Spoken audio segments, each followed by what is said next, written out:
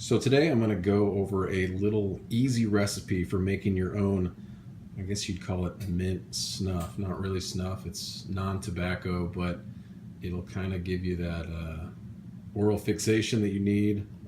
If you're trying to quit or if you just want to do something besides tobacco, this is an easy option. As you can see right here, I've got just mint leaves that I picked out of the garden. We always have a ton of mint. You can only make so many mint juleps and put it in tea. So this is pretty easy.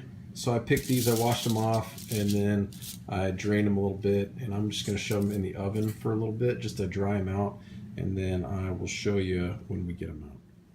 So this is what they look like when I took them out of the oven. I mean, I just had them in there for 5 minutes at like 200 degrees just to kind of get some of that moisture out and dry them out a little bit. I'm sure there's other ways you can do it. I just haven't found a good way to do it. So I'm just going to gather these up, and I'm going to chop them up. I'll skip past that and I'll show you the chopped version. Okay, so I've got this chopped up. I just took just a little one of these small chopping knives. You can do it in a food processor, I guess. It just gets stuck on the side. So, and you can chop it up as fine, or I mean, you can do it in longer strips if you want. If you want it to be more like, I guess, chewing tobacco. I just found that this is a pretty good texture, so it doesn't get super stuck in your teeth. So anyways, this is what I'll do, and then I go to the next step, which is just some mint oil and honey.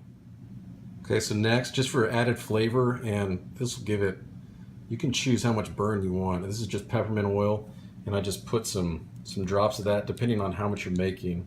Just drop it in there. Like I said, if you really want it to burn, then put a bunch. It's just kind of a trial and error. And then the honey, I just use this mainly for texture, so it groups up pretty good, and so I'll just put some drops in there. You can put as little or as much as you want, but this way it kind of packs up a little bit more. I guess it would be a little more authentic. And then you can take a spoon, or I'll just mix it with my hands. And so you're just going for whatever kind of texture that you prefer. This is pretty good when it starts grouping up. And then I usually just get a leftover can and put it in there, and I'll show you in a sec. Like I said, I just put it down. I put it in a leftover can. I just found that it's easier. Just wash it out, and then it's just easy for carrying, and then it'll